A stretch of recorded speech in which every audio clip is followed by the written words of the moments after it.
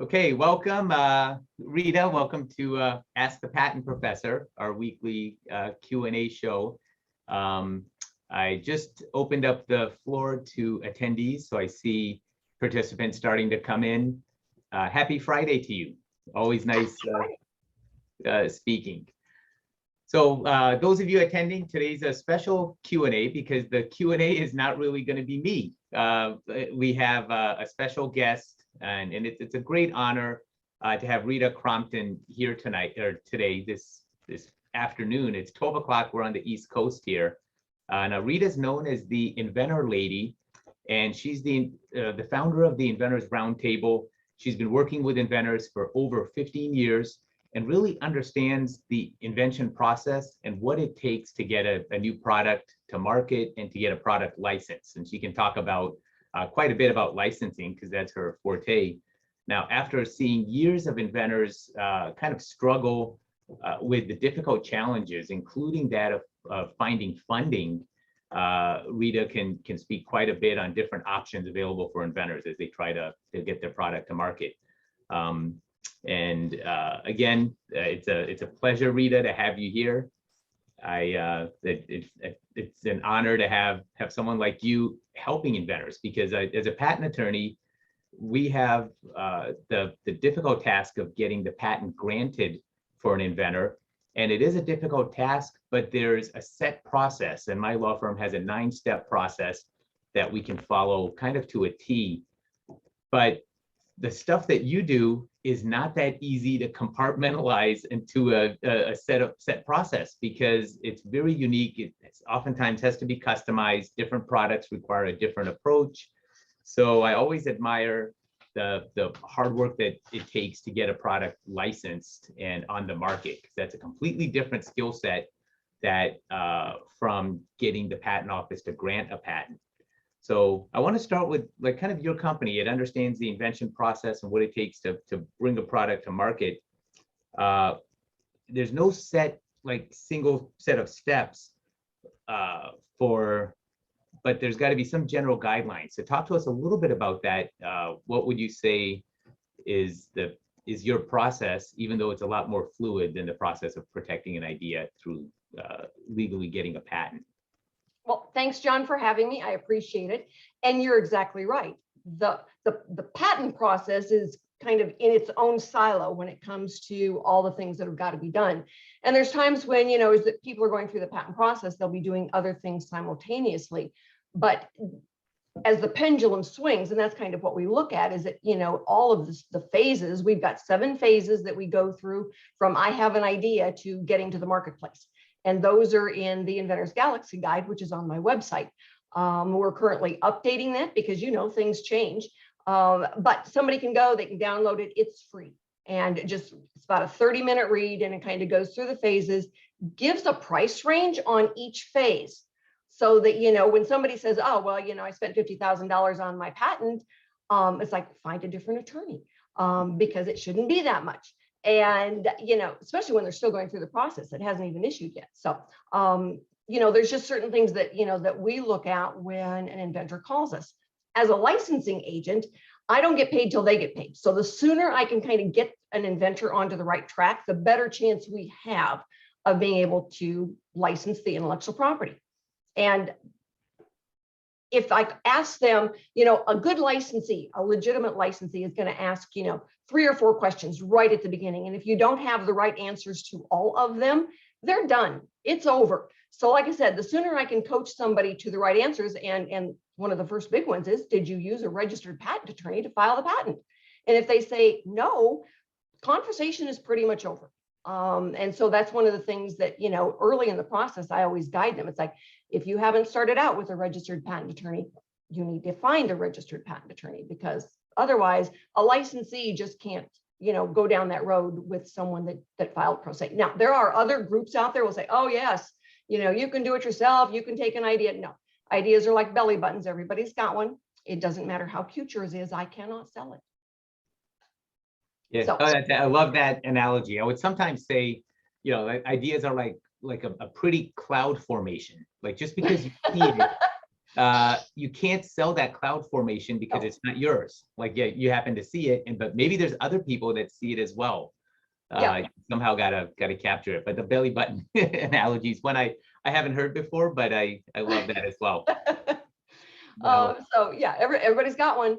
So I hear a lot of people say, I've got an idea, and it's like, well, these are the steps, and this is what you go through. So the first thing we always tell, it doesn't matter whether they're looking for licensing or they really think they're startup mode, is to do as much looking around as they can. Build their own version of a prototype. Duct tape and cardboard, Legos. I've seen some good ones out of Play-Doh and pipe cleaners, whatever, to get a three-dimensional image out of your head and into something that you can look at, because you learn a lot. All right. The first thing you pay money for is a patent search. That's the first thing you pay money for. So I'm glad you say that duct tape and cardboard and Play-Doh and these things are okay, because as a patent attorney doing patent searches, there's nothing worse than having completed a search and having to deliver the bad news that an invention is not new, and then to find out that the inventor has put $5,000 into a professional prototype, and they have this beautiful, basically reinvention of the wheel because somebody else has the patent. So I like that. You're not advising people to go out and produce a beautiful prototype first. No, it's a waste of money. And, in some of the questions you sent me ahead of time, it's like, oh yeah, don't do that. Your first prototype is just what you can find stuck in the basement. If you can go and buy another version of it, at a Walmart, and then readjust it, but inexpensive. It should be inexpensive. There'll be time to pay for them, but not now. Got it. And that's a great transition to what I want to ask about next, because it's good you're talking about inventors saving money and doing a prototype informally, because one of their biggest obstacles for inventors is finding the funding. Like at the beginning, a lot of them are putting in the time, they're getting the knowledge, they're doing their research, but it's hard if they can't get past the funding obstacle. So tell me a little bit about your experience in helping with that, and how can inventors obtain funding? What types of funding? It's not as much about finding the funding, it's about understanding funding options. I'll get inventors that, they want to go out the door and say, oh, I'm going to do, a Kickstarter campaign. It's like, nope, probably not. Those are nasty animals. And well, inventors have been successful. I've seen inventors who've raised $500,000 and been bankrupt in a week because they didn't understand the financial consequences of a successful campaign.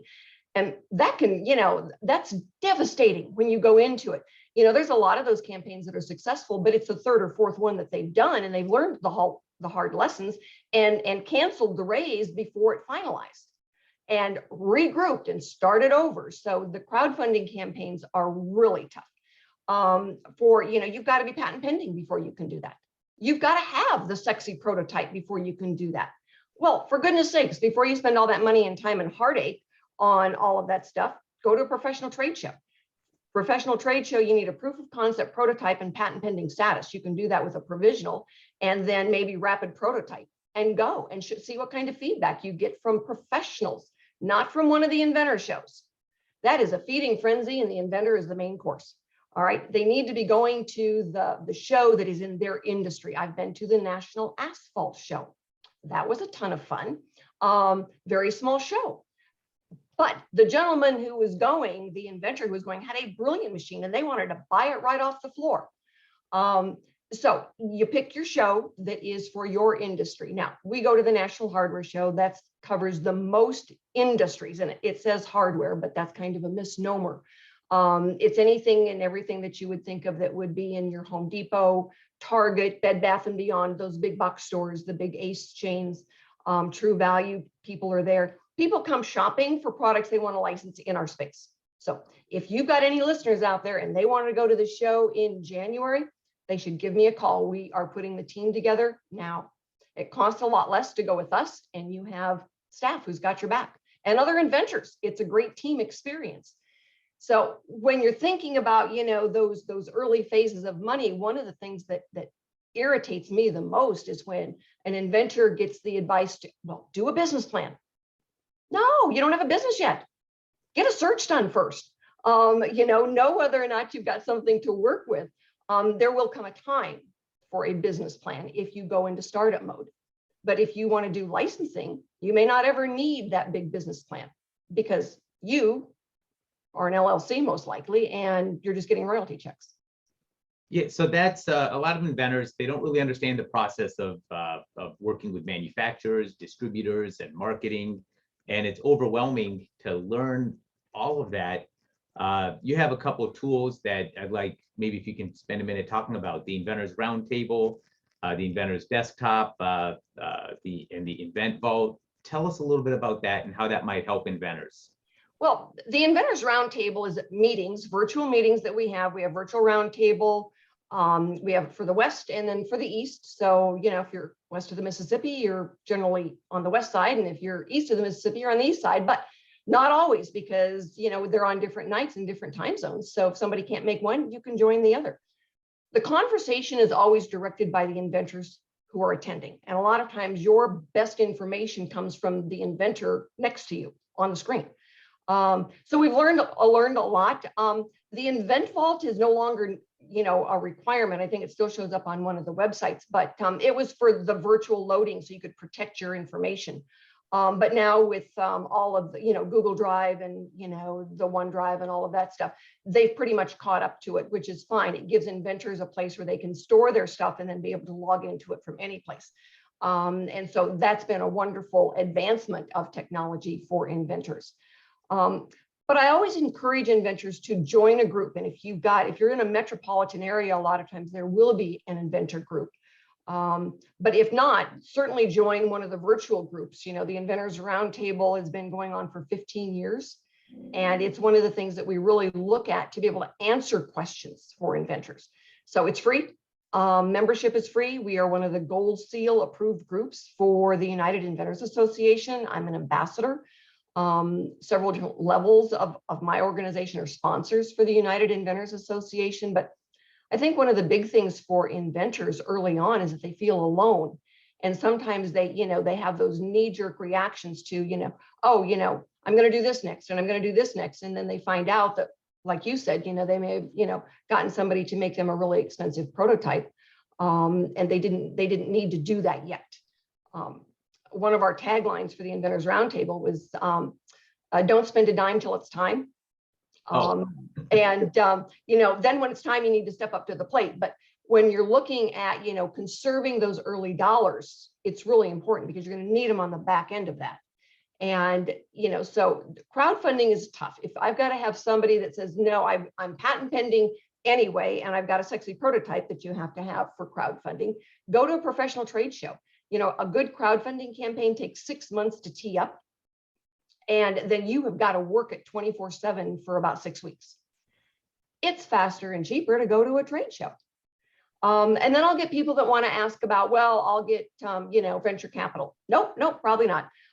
Because with venture capital, you've got to go into that early stage manufacturing and you've got to sold some, and you do then need that business plan to prove that they're putting their money into something that's got some legs on it.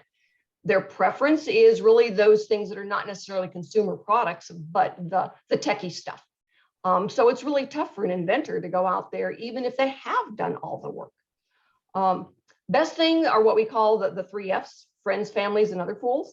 I've seen some inventors do well with getting, other family members, because then they're not doing the deep dive into the product as much as they do believe in the inventor. They believe in their family member, their friend. There was a gentleman that was on one of the meetings. He invented Post-it note. Man, wouldn't you have liked to have had that one in your arsenal? But he's got partners that specialize in different arenas, and they've helped him with his 39 other patents get into the marketplace. So sometimes that partner, what you want to make sure then is that you do have an attorney review the agreements, because the mistake I see inventors make is they give away too much for too little money. And so you need to think bigger numbers and be more careful. Great. Now you mentioned you add the word professional before trade show. I noticed that, go to a professional trade show. Can you talk about that distinction? And that may bring us into the next question, and that's the scams that are out there targeting inventors and how to stay away from those. But tell us what you mean by a professional trade show. How does an inventor tell when a trade show is a professional trade show or not? The easiest way to tell is that it's not open to the public. You have to have credentials to get in. Like the National Hardware Show, you've got to be a store owner, you've got to be a manufacturer, you've got to be buying space. So inventors generally are going in as an exhibitor. It's tough to get an attendee badge to a professional show if you don't have any credentials. And it's the same thing with shows like Super Zoo, the ABC Kids Expo, Global Pet, MedTrade for the home healthcare product. The shows are closed to consumers just going in. This is not a place where people go to buy things. They're not going to be buying products. In fact, a lot of the shows really frown on a cash and carry policy. The attendees are going to be your store owners. They're going to be the buyers for your Home Depots, True Values, and the big box stores, sometimes for the little stores. But that's the way to tell, all right? And then you have to make sure that you've either got the right credentials. You cannot go in as attendee and start trying to sell your product because you didn't pay the price to be there, and they will escort you out and blacklist you. So that doesn't mean that you shouldn't go or couldn't go as an attendee. It just means you need to be really, really careful in the way you approach someone, because another exhibitor is going to be angry if you try to sell your product to them when they paid to be there and you didn't. So that's one of the things. So you can, sometimes the shows will allow an attendee to pay $250 for a badge. So again, it's not like those that are open locally. And that's one of the other ways to tell if it's a craft fair. That's not where you want to be. If it's the local Christmas show, that's not where you want to be. Unless you've got inventory and selling ones and twos and maybe breaking even is where you want to go. You want to be able to go where the buyers are. So one of the ways is to look at the other attendees. Are they, stores and production and that type of thing. And then the attendees, you can call and ask, who are the attendees? Well, it's limited to the buyers. Okay, so shows to be careful of. Anything and everything that says they're dedicated to inventors. Run, run, run. It's a feeding frenzy, and the majority of the companies there are trying to sell you services. It doesn't matter how expensive the suit is, the shark will still eat you. And so when I say it's a feeding frenzy, keep that in mind. Now, there's going to be other people out there that are going to say, shame on me because I said that, but that is the truth. If it's, a licensing show or an inventor show or anything like that, it's not worth the money. It doesn't mean you couldn't learn anything if you've got unlimited funds, but you know what? An inventor doesn't come to me and say, oh, I've got $1 million to waste on this. Can you help me? They're very frugal. They have to be, because we've got to get to the, we got to get to the goal line to be able to do this. So I always advise them, be frugal with your money. And that means pick the shows carefully. So, one thing that's almost too good, you know what they say about something being too good to be true. Yeah. It's very enticing for inventors to try to find a one-stop shop, meaning one company that can get them the patent, find them the licensee, prepare the prototype, and do it all. It takes the burden off of the inventor. It seems to take the burden off of the inventor, because they can go and put their trust in this one company to handle all the difficult parts of the invention process. Is there a such thing as a viable one-stop shop that you found? Not a single one. And one of the things that an inventor can do is like look up under, simple Wikipedia search, invention promotion company. If they take money up front, they are an invention promotion company. Their success rate is less than 0.1%, because they made their money on you, the inventor. They don't need to get it to market because they charge you up front. If anybody's charging you that way, all right, there are service providers, all right, attorneys, accountants, engineers that are going to say, this is what it's going to be. This is the, the ballpark, right. You have variations in there, but you know what it's going to be. I can't promise a licensing deal any better than one of the invention promotion companies. I don't charge up front. All right, I can't promise a deal. I get paid when the inventor gets paid. All right, they don't do that. So if you're dealing with someone that says, oh, we can, get your patent, I cannot tell you how many times I have seen a really bad idea that an inventor paid $10,000 for, and all they have is patent pending status and virtual drawings. I can't license that to anybody.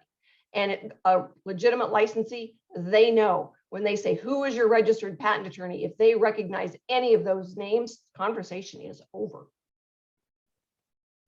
Yeah, so that's just like any type of due diligence.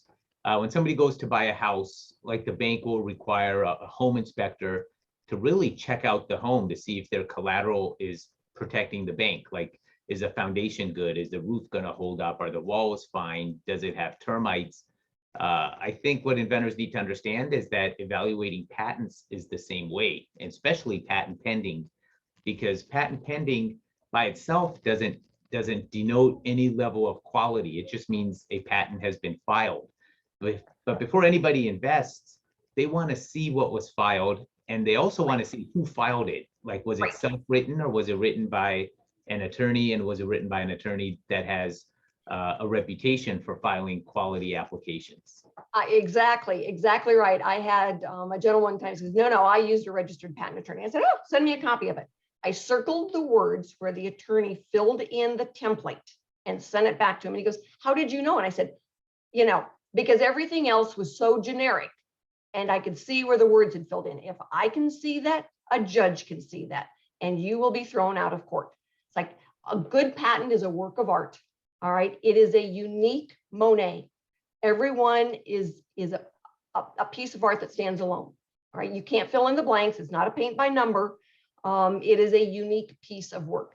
And a lot of inventors don't realize that. They figure, oh, just fill in the blanks. It's like, really, would you, have a brain surgeon do a heart transplant for you? Probably not. Get the right person to do the right job.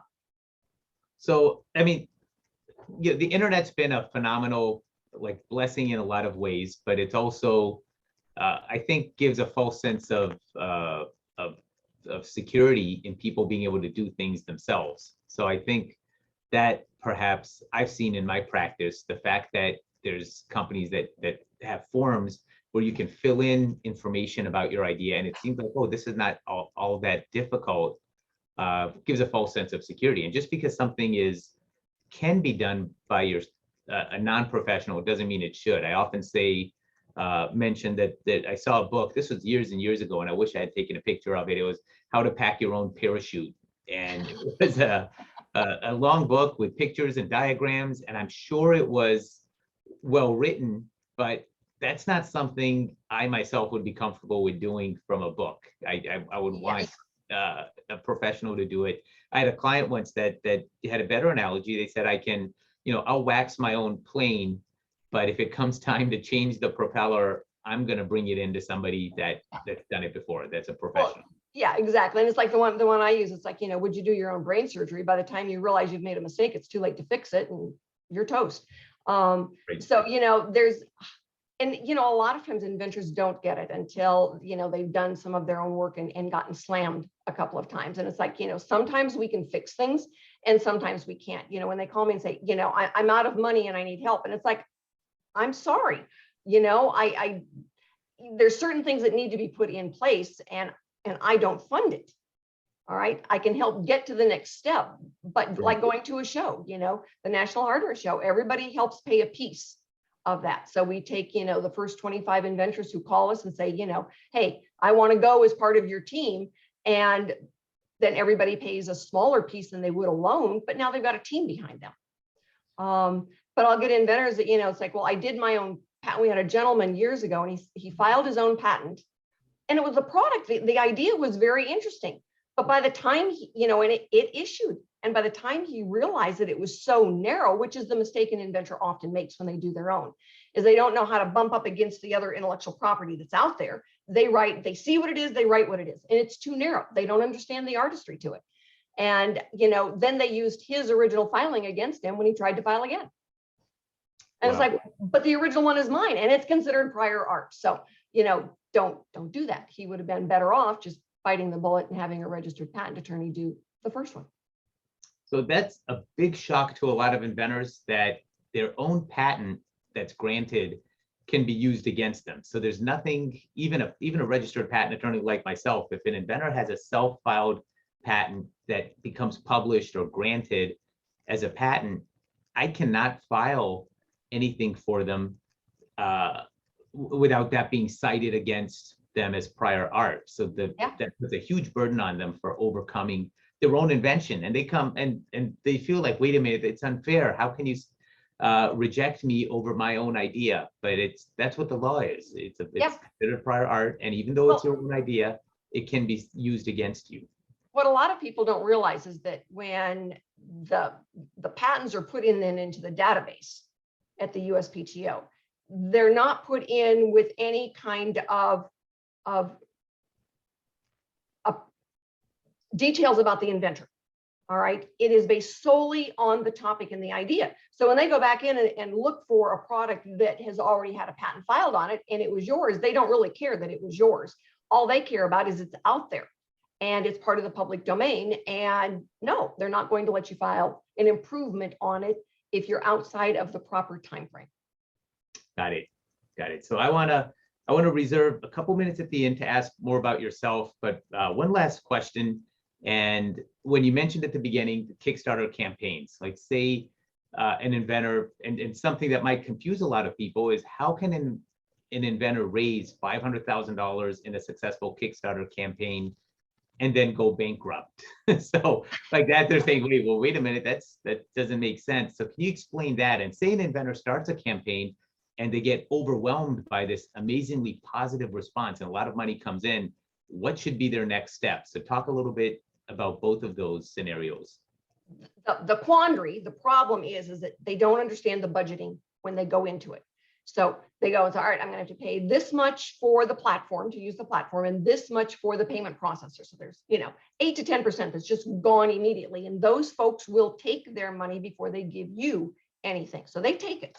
All right. So that means then if you start the campaign, and this is where a lot of times it comes back to haunt the inventors, if they start the campaign and it's not doing very well, they go out and they hire a marketing company. Well, that marketing company is going to take somewhere between 10 and 20% right off the top. Well, if your budget then has been based on a certain number for the manufacturing, and that's what people are paying for, right? Now you've got an additional expense you hadn't expected in the beginning. And so that's got to be paid up front. Well, now you're still obligated to fill those orders. And if it was based on, $9 a unit, and now you only have $7.50 a unit, the rest of that's coming out of your pocket. And depending on how many were sold, so if you've got a campaign that, and this was what I saw some of these guys do, is that their target was 120,000.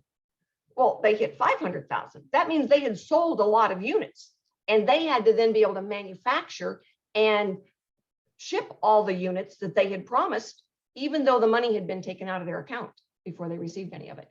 And for inventors who they have hard costs, I mean, the products are already on, we used to say a slow boat from China, but they're already shipped or they're in a warehouse here in the States. So they have exact cost. Then they know the numbers to play with. If they plan on hiring a marketing company ahead of time, all right, now they can adjust the numbers before they launch the campaign. So it's the marketing companies that you see that make the biggest difference in a successful campaign or a failure, because you have to create the crowd. This is not one of those things where, if you post it, they will come. They don't know you're there. All right. So the marketing campaign, they've got to buy into it. They've got to be the ones that are frequently setting up the page and the launch and getting ready for it. They find the followers that want the product.